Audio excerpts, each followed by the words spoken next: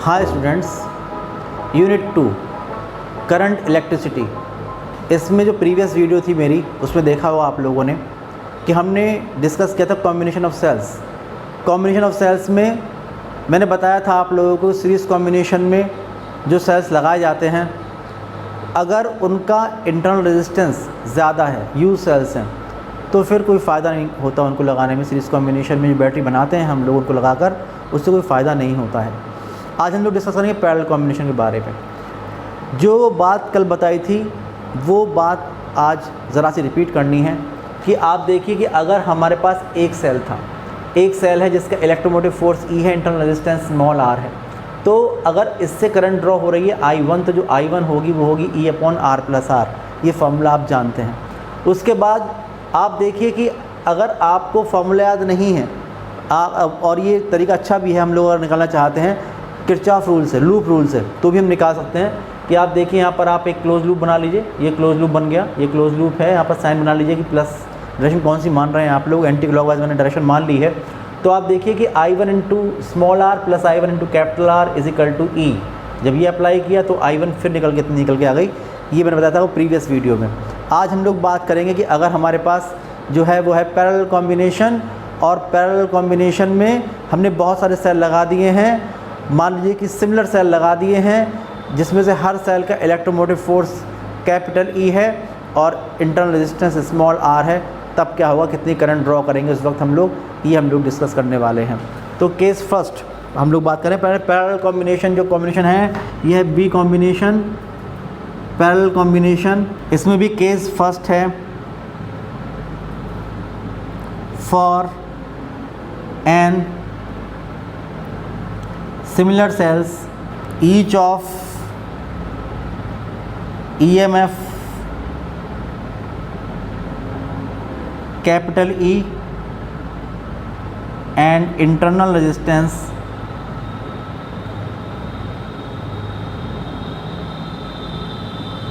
small r।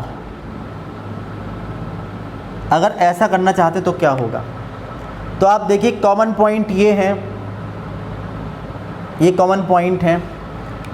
इन common point भी सारे sales को कनेक्ट करना होगा आप लोगों को पैरेलल कॉम्बिनेशन के लिए। हम लोग एक सेल लगाएंगे यहाँ पर, इलेक्ट्रोमोटिव फोर्स है E, इंटरनल रेजिस्टेंस है R। ये कनेक्ट कर दिया, ये नेगेटिव ये पॉजिटिव। आप देखिए मैंने बताया कि ये इलेक्ट्रोमोटिव फोर्स है E, इंटरनल रेजिस्टेंस है R। ये लगा दिया फर्स्ट सेल। फिर लगाया सेकंड सेल, इलेक्ट्रोमोटिव फोर्स है E, इंटरनल रेजिस्टेंस है R। ये नेगेटिव ये पॉजिटिव, ये है E और ये है R।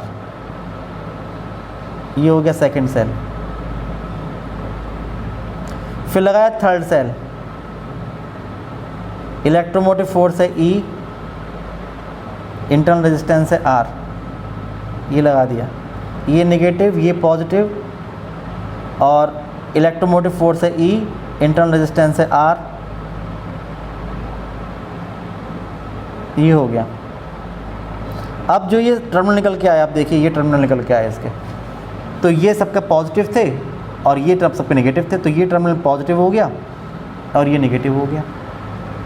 अब आप लोगों ने जिस लोड रेजिस्टेंस में करंट फ्लो करानी है उसे कनेक्ट कर दिया इन टर्मिनल्स के बीच में, यहाँ पर ये कनेक्ट कर दिया। ये रेजिस्टेंस कनेक्ट कर दिया R, लोड रेजिस्टेंस R, ये कनेक्ट कर दिया। अब ये मानिए कि हालांकि आप देख रहे हैं सिमिलर सेल्स हैं, सेम करंट जो यहाँ से आएगी वो यहाँ से आएगी, वो यहाँ से आएगी, और इसमें जो टोटल करंट फ्लो होगी वो होगी IP, यानी पैरेलल कॉम्बिनेशन जो करंट फ्लो हो रही है वो यहाँ से पास होगी, वो यहाँ पर जाएगी, वो यहाँ पर जाएगी। जो करंट होगी वो होगी IP, और यहाँ पहुँच के ये n पार्ट में डिवाइड हो जाएगी कि आपने यहाँ पर n सेल लगा रखे हैं। यहाँ पर आपने जो सेल लगा रखे हैं, ये फर्स्ट है, ये फर्स्ट सेल है, ये सेकंड सेल है, ये nth सेल है, तो n सेल आपने यहाँ पर लगा रखे हैं। इसलिए जो IP होगी IP/n जाएगी इसमें, IP/n जाएगी इसमें, IP/n जाएगी इसमें, और यहाँ से IP अपॉन N निकलेगी, यहाँ से IP अपॉन N निकलेगी, यहाँ से IP अपॉन N निकलेगी और यहाँ पर IP करंट हो जाएगी। अगर इसका इक्विवेलेंट सर्किट बनाएंगे आप लोग तो आप देखेंगे कि जो बैटरी N सेल्स को पैरेलल कॉम्बिनेशन लगाने पर मिल रही है हम लोगों को, मान लीजिए कि उसका जो इलेक्ट्रोमोटिव फोर्स है यह है EP और इंटरनल रेजिस्टेंस है RP। तो यह है EP और यह है RP, ये नेगेटिव ये पॉजिटिव। तो ये बैटरी आप लोगों को मिल गई इन सेल्स को पैरेलल कॉम्बिनेशन कनेक्ट करने के बाद, ये इसके टर्मिनल्स मिल गए। अब आप लोगों ने इन टर्मिनल्स के बीच में एक रेजिस्टेंस लगा दिया R, जिसकी वजह से हम लोग इस बैटरी से जो करंट ड्रॉ कर रहे हैं यह है IP, यह है IP, ठीक है, और ये IP फ्लो हो रही है इससे। अब हमारा एम ये है कि पहले हम निकालें कि IP कितनी है, जो हम लोग करंट ड्रॉ कर रहे हैं वो कितनी है। तो एक तरीका तो देखिए ये है कि फार्मूला यूज़ कर लें I = E upon R plus R, यानी IP = EP upon RP plus R, ये यूज़ कर लें। लेकिन इसके लिए आप लोगों को EP चाहिए होगा, आप लोगों को RP चाहिए होगा। तो आप जानते हैं कि पैरेलल कॉम्बिनेशन में जो, क्योंकि नेचर जो है इलेक्ट्रोमोटिव फोर्स की ये होती है नेचर वोल्टेज की, सारे इलेक्ट्रोमोटिव फोर्स सेम है।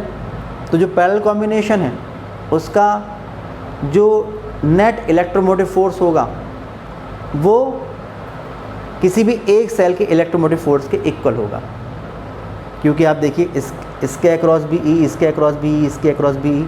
तो आप लिखेंगे इन पैरेलल कॉम्बिनेशन जो EP होगा वो E के इक्वल होगा, पहली बात।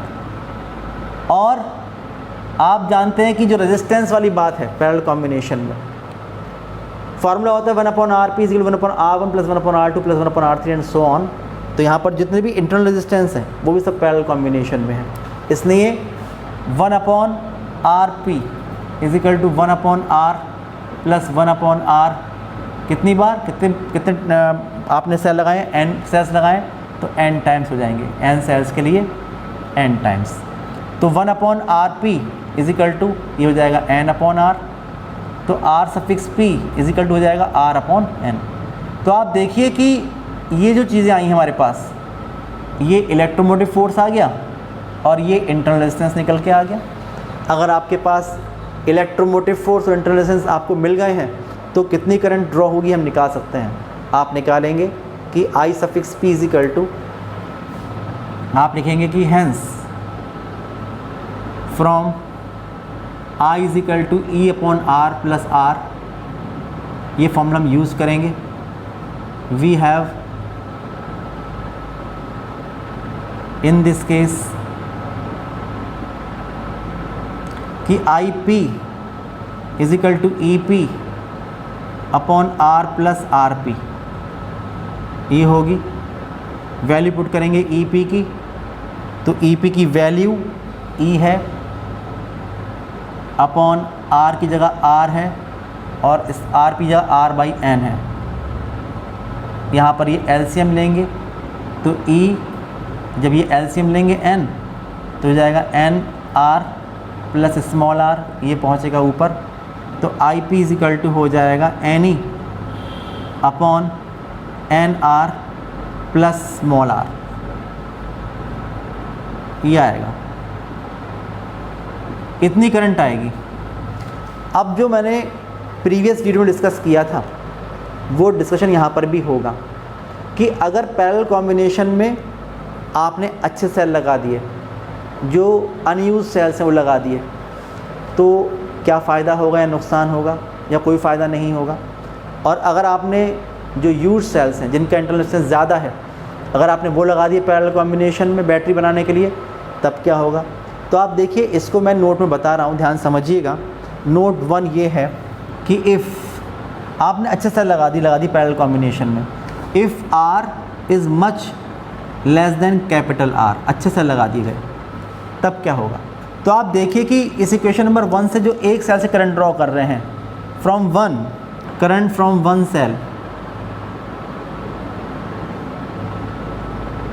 जो I1 होगी उसमें आप देखिए स्मॉल आर को आप निगलेक्ट कर देंगे तो ई अपॉन कैपिटल आर बचेगा, ई अपॉन कैपिटल आर ये बचेगा। और अब आप देखिए यहाँ से आप लिखेंगे N from A, N from A using same condition. तो आप देखिए मिलेगा यहाँ से कि I P is equal to, मैंने क्या कहा कि स्मॉल आर बहुत कम है, ये इसको आप निगलेक्ट कर देंगे तो N E upon N R बचेगा, तो हो जाएगा N E upon N into R, इससे कैंसिल बचेगा ई अपॉन आर।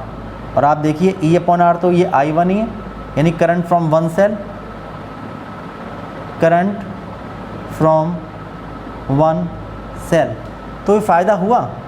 कोई फ़ायदा नहीं हुआ, कोई फ़ायदा नहीं हुआ। तो इसका मतलब ये हुआ कि पैरेलल कॉम्बिनेशन में आपने अच्छे सेल लगाए भी और वो फ़ायदा नहीं हुआ। इसलिए पैरेलल कॉम्बिनेशन में कभी भी अनयूज सेल्स या अच्छे सेल्स या ऐसे सेल्स जिसका इंटरनल रेजिस्टेंस बहुत कम है यूज़ नहीं करने चाहिए, उससे कोई फ़ायदा नहीं होता। जितनी करंट एक सेल से मिलेगी उतनी ही करंट मिलेगी 50 सेल से, लगा दिए पैरेलल कॉम्बिनेशन 50 सेल, कोई फ़ायदा नहीं होगा। इसलिए हम लोगों को कभी भी अच्छे सेल, अनयूज सेल्स जिनका इंटरनल रेजिस्टेंस बहुत कम होता है, उनको पैरेलल कॉम्बिनेशन नहीं लगाना चाहिए। फिर हम बात करेंगे कि अगर हमने लगाए ख़राब सेल, भैया तो अच्छा लगाएंगे ख़राब लगाएंगे, ख़राब सेल लगाए तब क्या होगा। नोट 2 देखिए कि if small R is much greater than capital R. अब आप लोगों ने ख़राब सेल लगा दिए पैरेलल कॉम्बिनेशन में, देन फ्रॉम वन जो current obtain from one cell I one कितना मिलेगा आप देखिए, उस केस में आर काफ़ी ज़्यादा है, स्मॉल आर कम है, ये कम है, तो ई अपॉन स्मॉल आर मिल जाएगा आप लोगों को, आपको मिलेगा e upon small r. Equation number 5 and from a अगर आप देखेंगे तो I P is equal to, अब क्या है कि स्मॉल आर ज़्यादा है और ये कम रह जाएगा, तो N E upon small R, तो बचेगा N E upon small R, तो इसका मतलब N into E upon small R, इसका मतलब एन इंटू आई वन। इसका मतलब आप देखिए कि अगर आपको एक सेल से करंट मिली थी 1 एम्पियर और अगर आपने 50 सेल लगा दिए पैरेलल कॉम्बिनेशन में, सिमिलर सेल्स लगा दिए, तो वो करंट बढ़ के 50 एम्पियर हो जाएगी। तो ये फ़ायदा हुआ। देखिए ख़राब सेल लगाया आप लोगों ने पैरेलल कॉम्बिनेशन में, फिर भी फ़ायदा मिला। तो अगर ख़राब सेल्स हैं, यूज सेल्स आपके पास हैं और अगर आप लगा देंगे उसको पैरेलल कॉम्बिनेशन में तो वो आपको फ़ायदा मिलेगा। इसलिए हमेशा ऐसा करना चाहिए, यानी कि जो सेल्स ख़राब हैं उनको लगाना चाहिए पैरेलल कॉम्बिनेशन में। तो अब जो निकल के आया कंक्लूज़न, वो निकल के ये आया कि अगर आपके पास अच्छे सेल्स हैं तो उनको लगाइए सीरीज़ कॉम्बिनेशन में। जिनका इंटरनल रेजिस्टेंस कम है, अगर ऐसे सेल्स हैं तो लगाइए सीरीज़ कॉम्बिनेशन में, पैरेलल में मत लगाइए। और ख़राब सेल्स हैं तो लगाइए पैरेलल कॉम्बिनेशन में, सीरीज़ में मत लगाइए। तो ये बातें ध्यान रखते हैं जो लोग बैटरी बनाते हैं कि कौन सा सेल किस कॉम्बिनेशन में लगाना चाहिए। अब केस सेकंड आता है कि अगर आपके पास सिमिलर सेल्स नहीं हैं, अगर आपके पास n सेल्स हैं लेकिन सारे सेल्स अलग अलग हैं, सबका इलेक्ट्रोमोटिव फोर्स अलग है, सबका इंटरनल रेजिस्टेंस अलग है, तो उस केस में हमें कितनी करंट मिलेगी ये हम निकाल सकते हैं। केस सेकंड देखिए, for n cells of EMFs E1, E2 up to En and internal resistances R1, R2 up to Rn, तब क्या होगा। देखिए कॉमन पॉइंट है, in common point n cell लगाइए आप। ये फर्स्ट सेल लगाया आप लोगों ने,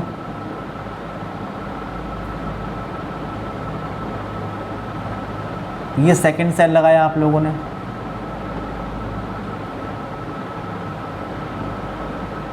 ऐसे चलते गए आप लोग और आपने n सेल्स लगा दिए, ठीक है। ये लगाया ns सेल,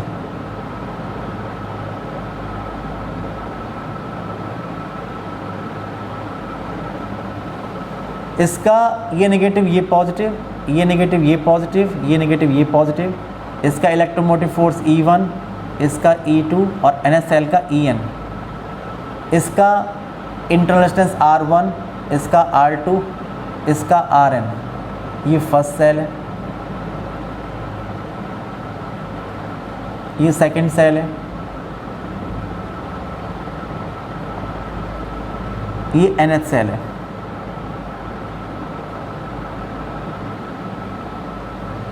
ये कॉमन पॉइंट आए हैं, ये टर्मिनल हो गए इनके, बैटरी टर्मिनल हो गया ये। अब यहाँ पर आपने लगा दिया एक रेजिस्टेंस R, जिसमें लोड रेजिस्टेंस R है, जिसमें हमें करंट ड्रॉ करानी है, करंट फ्लो करानी है बैटरी से ड्रॉ कराने के बाद। ये रेजिस्टेंस R है। अब यहाँ से जो करंट फ्लो होगी, मान लीजिए फ्लो रही है IP, ये IP यहाँ से जाएगी, ये IP यहाँ पर जाएगी। और अब अगर यहाँ N सेल लगे हैं तो सब में इक्वल करंट नहीं जाएगी, ये ध्यान रखिएगा बात, क्योंकि सारे सेल्स सिमिलर सेल्स नहीं हैं। अब मान लीजिए कि क्या होगा कि इसमें जो IP गई वो यहाँ पर गई I1, इसमें गई I2, इसमें गई IN। इसका यहाँ से जो करंट आएगी ये आएगी I1, यहाँ से आएगी I2, I3, 4, I5 and so on, यहाँ से आएगी IN। और यहाँ पर आके सपोज़ ये टर्मिनल X है, ये टर्मिनल Y है, तो यहाँ से IP सब करंट मिलकर IP हो जाएंगी। तो अगर मैं यहाँ पर निकालना चाहता हूँ कि भाई IP कितनी है तो निकाल सकता हूँ। इसके लिए मुझे किरचॉफ रूल इस्तेमाल करने पड़ेंगे, किरचॉफ लॉ का इस्तेमाल करना पड़ेगा। यहाँ पर हमने दो लॉस पढ़ रखे हैं, किरचॉफ लॉस पढ़ रखे हैं, दो हैं। फर्स्ट लॉ इस्तेमाल करेंगे जंक्शन पर, आप देखिए सारे पॉइंट मिल रहे हैं, सारे करंट जितनी वायर्स हैं ये मिल रहे हैं इस या तो जंक्शन X पर या Y पर। यहाँ पर आप देखिए जो करंट आउटगोइंग करंट है ये IP है, इनकमिंग है I1, I2 up to IN। यहाँ पर से जो करंट देखिए यहाँ से जा रही है IP, ये डिवाइड हो रही है I1, I2, I3, I4 up to IN में। तो इसलिए पहले फर्स्ट लॉ अप्लाई कर देंगे। आप लिखेंगे कि अप्लाइंग किरचॉफ्स फर्स्ट रूल या junction rule at junction X और Y, तो मिलेगा कि IP इज इक्वल टू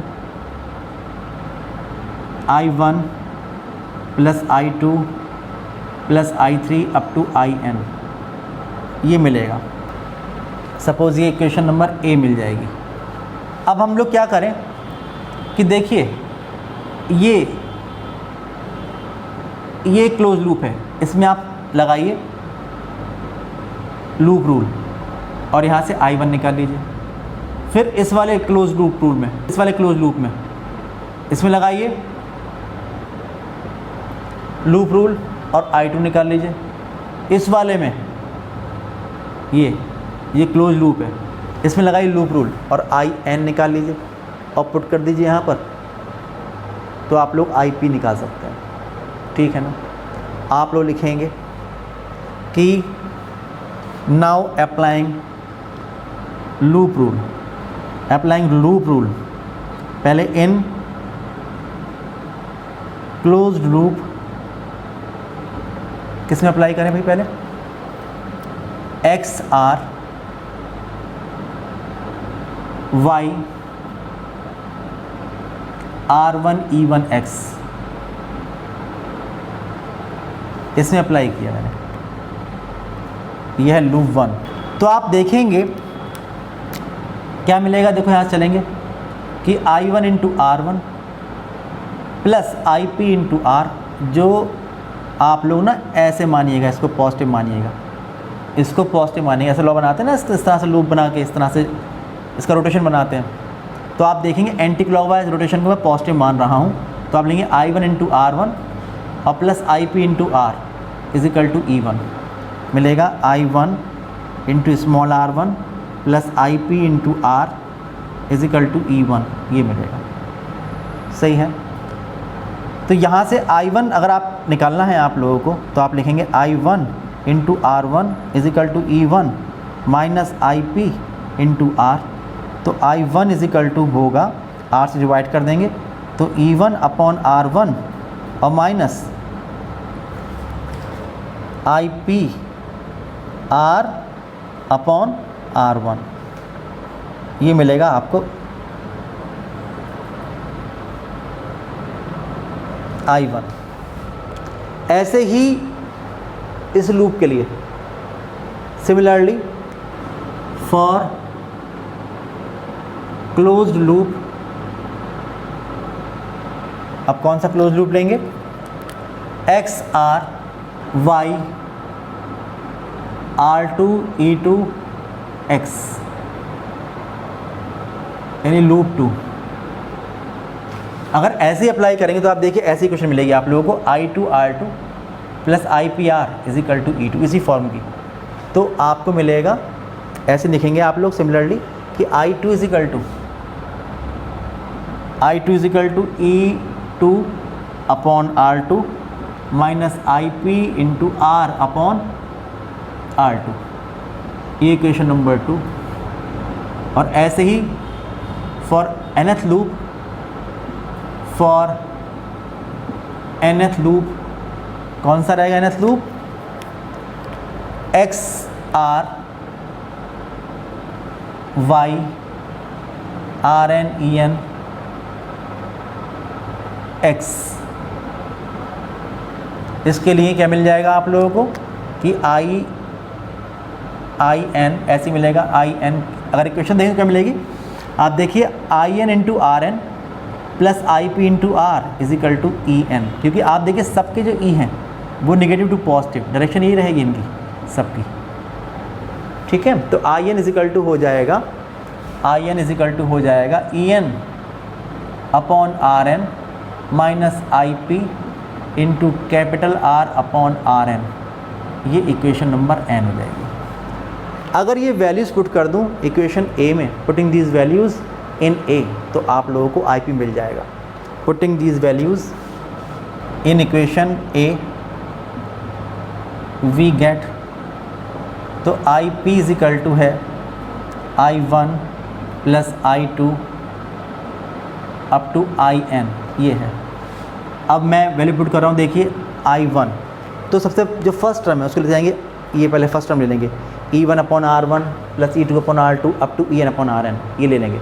तो मिलेगा हम लोगों को कि E1 upon R1 plus E2 upon R2 up to EN upon RN, ये मिलेगा। उसके बाद देखिए माइनस ये भी है, माइनस सब में माइनस आ रहा है और सब में IP अपॉन R ऊपर आ रहा है निकल के, तो minus IP into R common ले लेंगे। आप लिखें माइनस IP इंटू R, अब with in bracket 1 upon R1 plus 1 upon R2 up to 1 upon RN, ये मिलेगा। तो 1 upon R1 plus 1 upon R2 up to 1 upon RN, ये मिलेगा। अब आप देखिए ये भी IP है, इसको उधर ले आइए, तो जाएगा IP और plus IP into R with in bracket 1 upon R1 plus 1 upon R2 up to 1 upon RN, ये हो जाएगा। इस तरफ ये बचेगा is equal to E1 upon R1 plus E2 upon R2 up to EN upon RN, ये बचेगा। यहाँ से IP कॉमन ले लीजिए, जब कॉमन लेंगे तो IP कॉमन जब लेंगे यहाँ होगा 1 और प्लस R इंटू ये टर्म, तो 1 plus R with in bracket 1 upon R1 plus 1 upon R2 up to 1 upon RN, ये होगा इज इक्वल टू, ये होगा E1 upon R1 plus E2 upon R2 up to EN upon RN, ये होगा। यहाँ से हमें निकालना है IP, जो करंट हम लोग ड्रॉ कर रहे हैं इससे, तो यहाँ से IP निकल के आएगा। IP इज इक्वल टू होगा E1 upon R1 plus E2 upon R2 up to EN upon RN divided by ये पूरा टर्म, यानी 1 plus capital R with in bracket 1 upon R1 plus 1 upon R2 up to 1 upon RN, ये होगा। तो हमारे पास ये वो करंट होगी जो आपको मिलेगी पैरेलल कॉम्बिनेशन में।